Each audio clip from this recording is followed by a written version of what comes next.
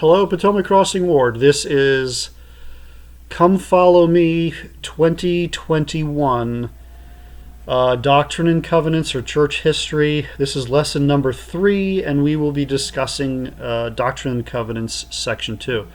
I talked about Joseph Smith history in the last lesson, number 2, so I won't be reviewing anything on Joseph Smith history in this one.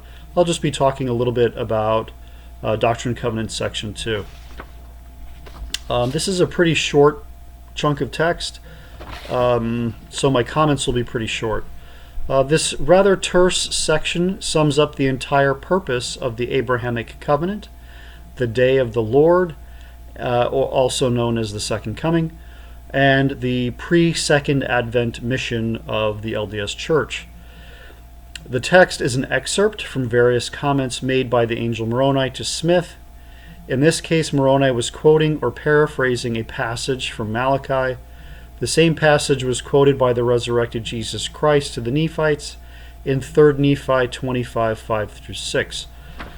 Now, if you compare the text of the King James Version of Malachi 4, 5-6 with the text of Doctrine and Covenants section 2, there are some notable differences. And if you look at my printed comments, I set it up as a table, and you can very easily contrast the two versions.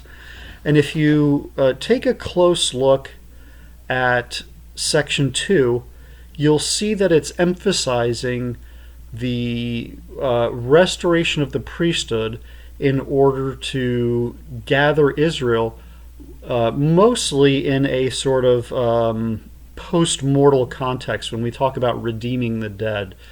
This version of the account, or this version of the prophecy, very much presents it as a turning the hearts of the children to the fathers, as opposed to the fathers to the children and the children to the fathers. In this case, it's one way, and the intent is to plant in the hearts of the children the promises made to the fathers. The promises being an obvious reference to the Abrahamic covenant, and the children participating in that covenant, but also redeeming their dead and making those welding links. And then there's also particular emphasis in the Doctrine and Covenants account on the priesthood, where in the King James Version account in Malachi, there's no direct reference to the priesthood, only in the Doctrine and Covenants account. So this is clearly talking about the use of the priesthood in performing these covenants and making these welding links in both a mortal and in a post-mortal sort of context. The Joseph Smith translation / inspired version on Malachi 4, 5-6 was not changed to conform to the Doctrine and Covenants section 2 account. This is probably intentional to present both the mortal and post-mortal interpretations on the turning of the hearts. Also note 3 Nephi 25, 5-6 quotation of Malachi chapter 4 is a verbatim quotation of the King James Version.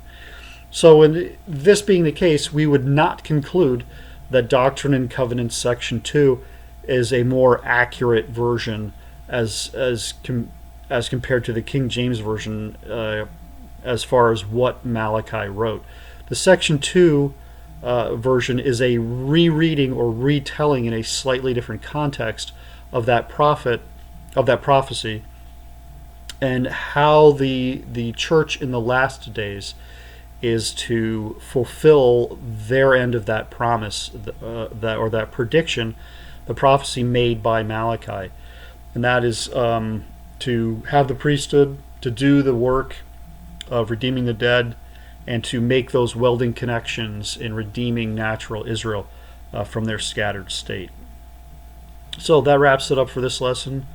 Like I said, this is a pretty short chunk of text. I mean, theologically it's quite dense, but it's rather short. So that wraps it up.